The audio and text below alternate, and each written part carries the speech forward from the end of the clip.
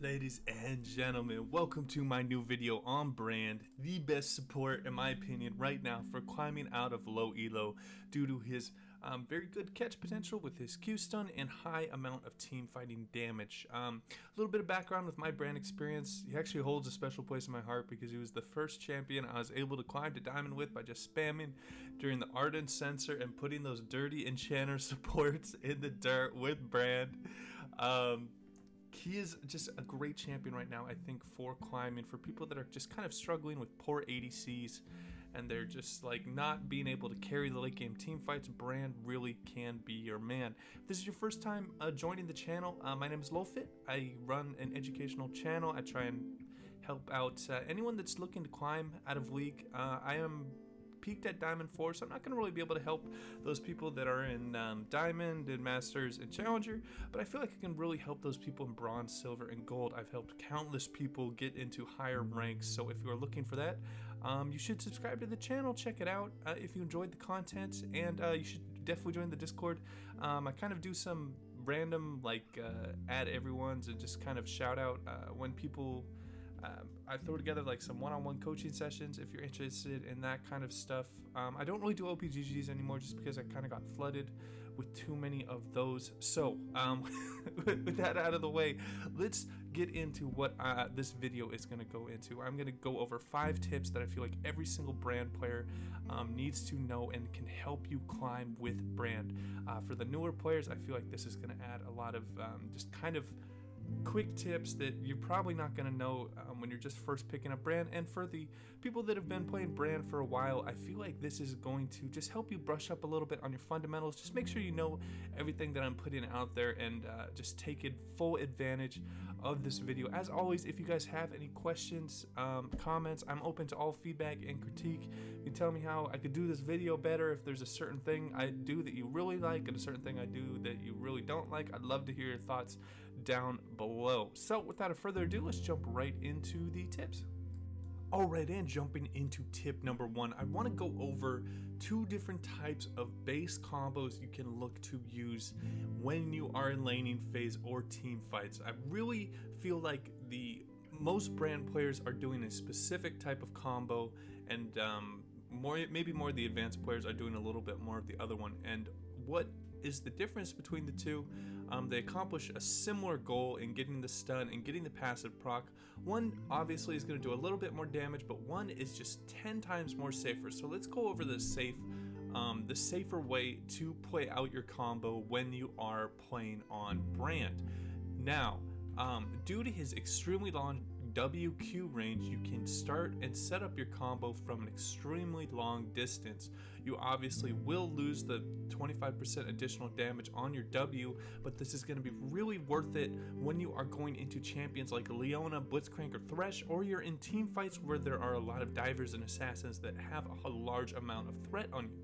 So what you want to do when you are under a lot of threat and you are just getting chewed up a lot, you're taking a lot of you're taking a lot of deaths, this is the combo for you. You want to throw out your W from long range, Q into it, and then you want to go in for the E and get your passive and all of that up. Obviously you can add your ult and you can start running earlier so you can get the E off safer, but this is just a great way to put out a lot of damage from a long way, and you're obviously not going to be getting into E range if you miss your Q. A little bit more of an aggressive type of setup, and where you're going to get more damage out of your W is just the EQ into the W. So those are the 2 different ways to look. Probably look for the more aggressive type of combo when you're not under too much pressure, or you're snowballing and doing quite well, or you're in lanes that don't have too much threat on you, maybe something like a Janna or Braum or Soraka, and you're not going against a Blitzcrank, Leona, or Zyra. This is going to be the combo for you. So really look to apply the right combo for the right situation. There are a couple different combos and kind of some fun things. We can just talk about them real quickly.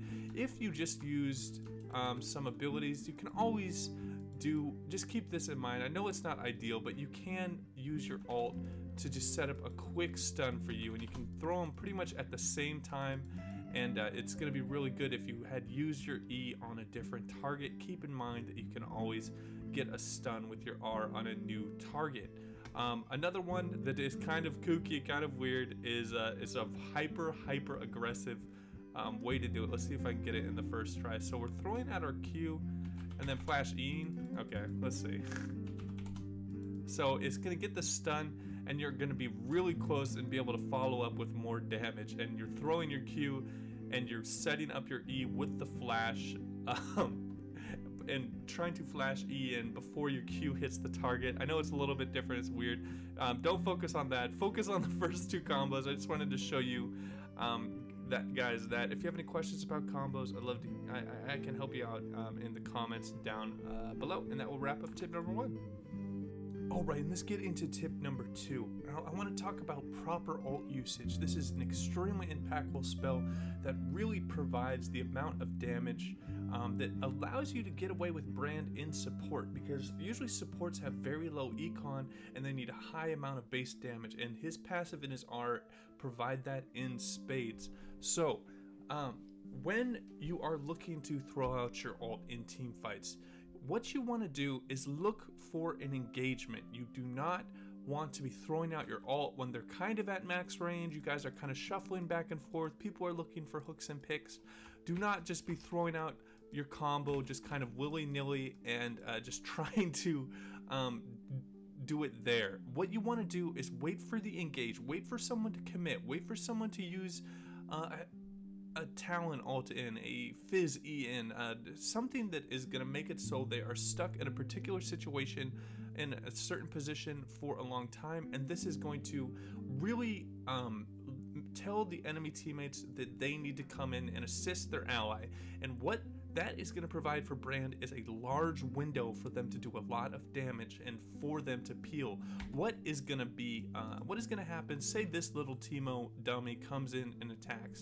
If I throw out my combo on them, and obviously that's not the correct combo, I just wanted to throw out some spells, it's gonna make them choose. They're either gonna have to sit and take a bunch of my ult bounces, or they're gonna have to assist their teammate. Either way, it's gonna be a rough decision for them to make. Either they're gonna leave this little Teemo boy out to dry all by himself, or they're gonna take a lot of bounces by coming in.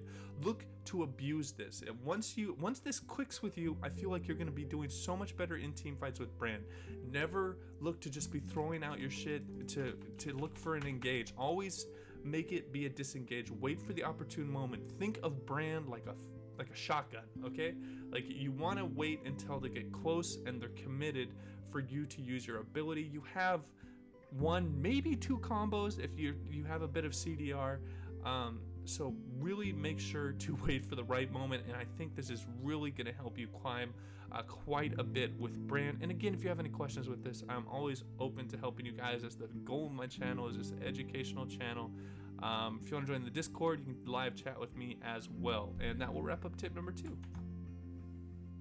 Alright, and getting into tip number 3, I just want to go over some quick things. Since Brand is just an insane lane bully down in the bot lane, a lot of the times you're going to get your lane pushed into tower, and maybe you're not going to be able to get off too much poke, or they're backing, and this is going to provide you a lot of dead time where you don't really know exactly what to do when you're in lower elo. Maybe you do, maybe you don't. I just want to go over a couple things that can help you out. I want to go over a couple ward placements that, when you have the lane pushed out, can really help. What this is going to do is, obviously, it's going to show you 2 camps, and it's going to give you an early warning, and it's also going to allow your top laner to know, hey, the jungler is down bot lane. I can look for that all in that I know I can win. So this is going to provide a lot of dividends in your games. Make sure you're placing this ward when you are able to. Obviously, you don't want to do this when these guys are missing, or you can do it when they're missing, but you're pretty sure that they backed. Also, always used to look up the charges of the shit inside the jungle with the scryers and the blast cones. Those are usually going to be used against you. And then second up, let's talk about the scuttle, because the scuttle is really easy for Brand to take because of his immense amount of damage. So always look to take this if your jungler isn't around, and there's a possibility the enemy will take it, also giving you more gank prevention. So look to take advantage of your dead time, and I think this is really going to help you climb with Brand.